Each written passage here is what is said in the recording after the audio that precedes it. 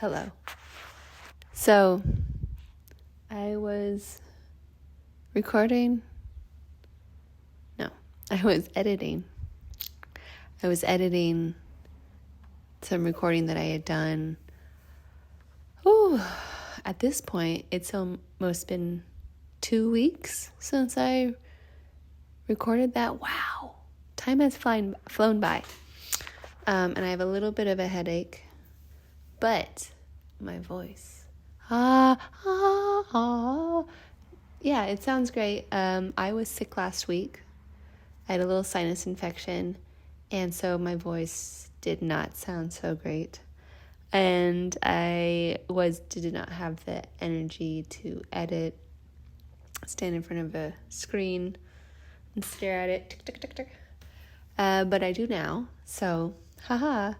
I just wanted to come on here and say hi and show my face and let you know that I missed you before you watch this little moment from me 2 weeks ago stretching some canvas. So here you go, a little instructional video in case you've never done this before. It's a really simple process, which I think I repeat saying 2 or 3 times in this video. But still, yeah, I hope that you do it sometime. Maybe do it along with me in the video. That would be really great. And yeah, just to experience it, I think is really nice. Okay, that's all. I miss ya. I'll see you later. Okay, enjoy the video. Bye.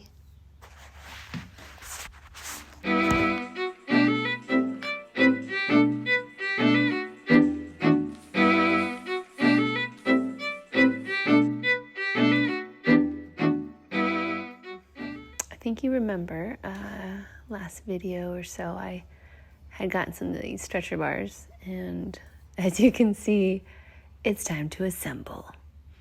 So yeah, it's a pretty straightforward thing, and I'm pretty sure that most people could figure this out. It's like the most basic Lincoln log set. However, it is a choose your own adventure if you have different sized pieces. I don't have a rubber mallet, so I have a hammer and a towel, and it works. What do you know? Yeah, sometimes you have to be creative and make things work. I do love a little human ingenuity. So if you haven't noticed by now, I get a little fussy about the right angle sharpness on these sometimes. You don't have to, but I just like it to look really crispy. If I'm going to take the time, I might as well take the time. Yeah. So here you go. Also, something to note, the size of these is really nice, so I don't need to do a center bar to brace them from warping. They're going to stay this shape pretty much. So yeah, ta-da! And I have this handsome roll of canvas.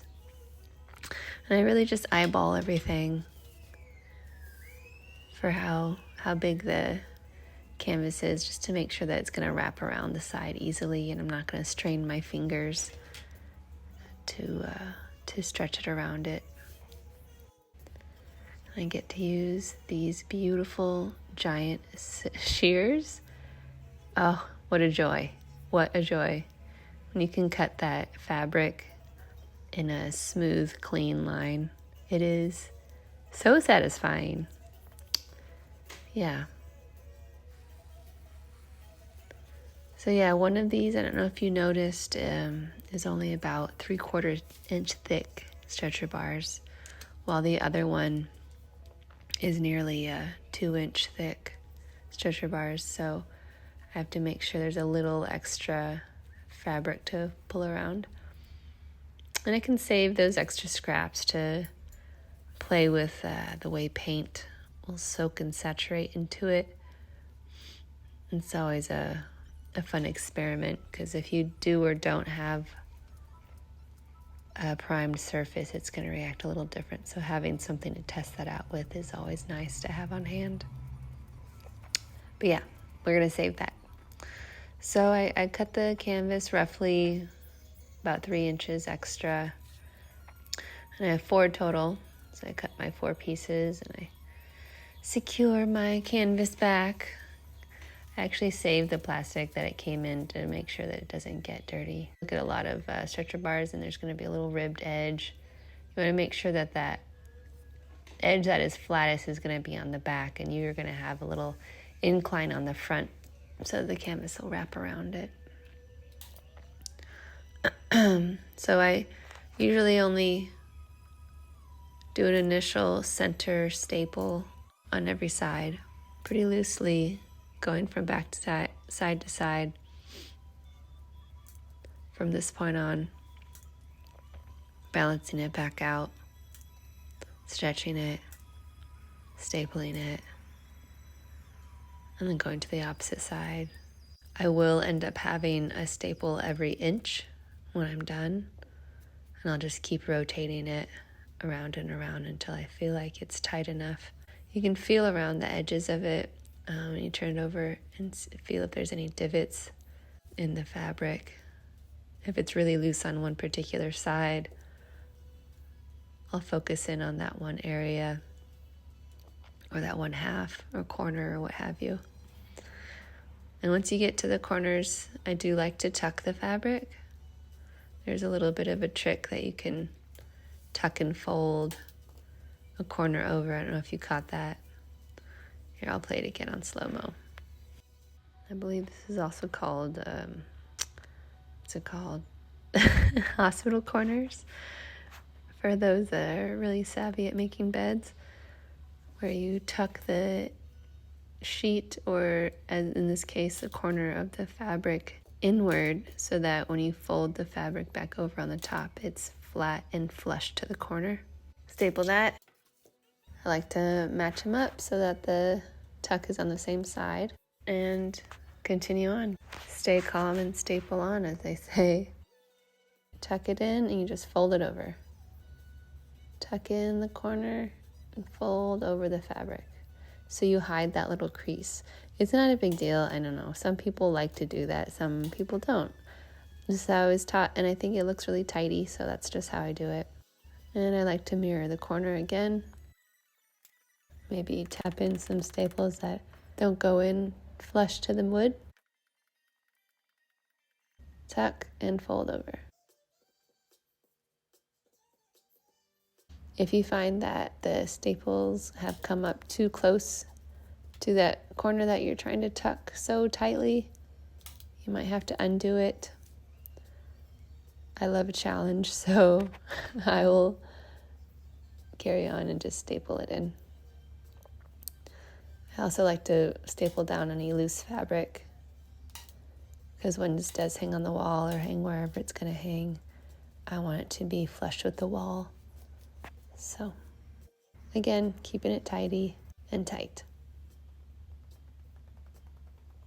All right, so then you can kind of feel it out and see again if there's any divots when you gently push over the top of the canvas.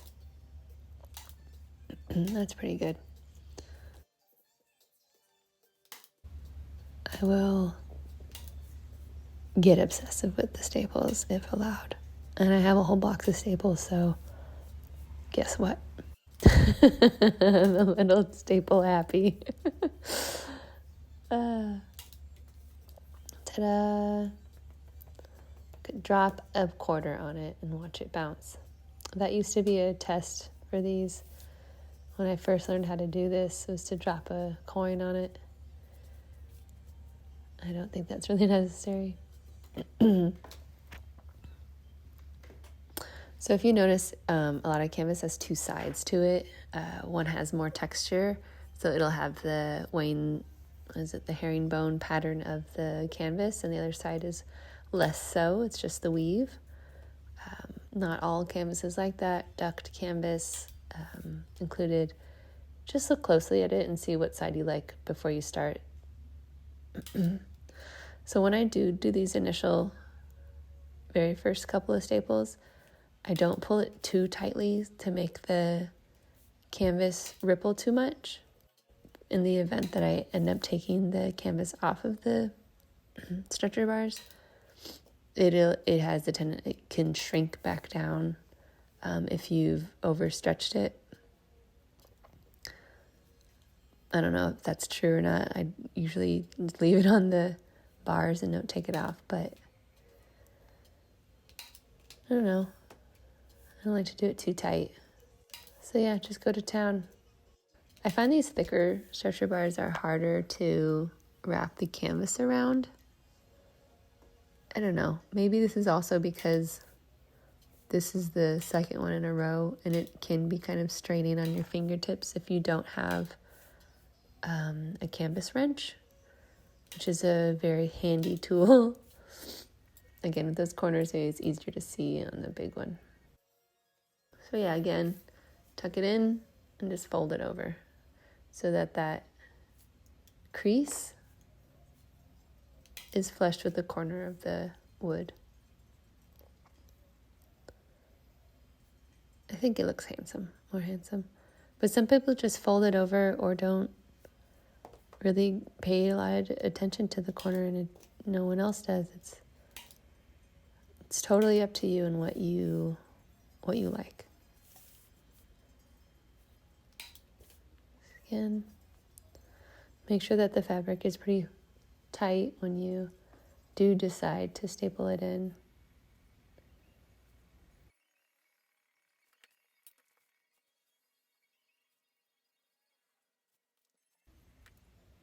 I think this corner was a little close to a staple and hard to get in all the way. So yeah, just pull a little staple out. No big deal if it's too close.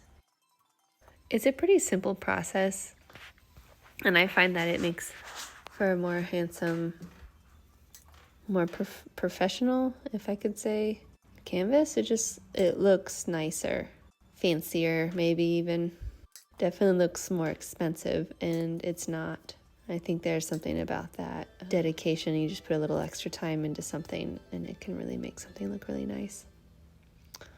So yeah, just gonna clean up now. If you haven't done it, I recommend it. Just experiencing it once or twice gives more appreciation for the cost of these things, I feel like. So the next time you go out there and buy a canvas, know that you could do it yourself, and it'll take, half an hour or whatever to stretch it, but it'll look really nice. And if you don't, maybe you want to put in a little extra money for that saved effort. So yeah, it gives you a new perspective on the worth of things. All right, well, I hope this video helped, and I hope that you all have a lovely... And thank you so very much, patrons. This platform, it has really changed my practice. Thank you so much. What can I say? I hope you enjoyed that. And yeah, like I just said, I'll see you next time. And yeah, take care. Thank you. Bye. Mwah.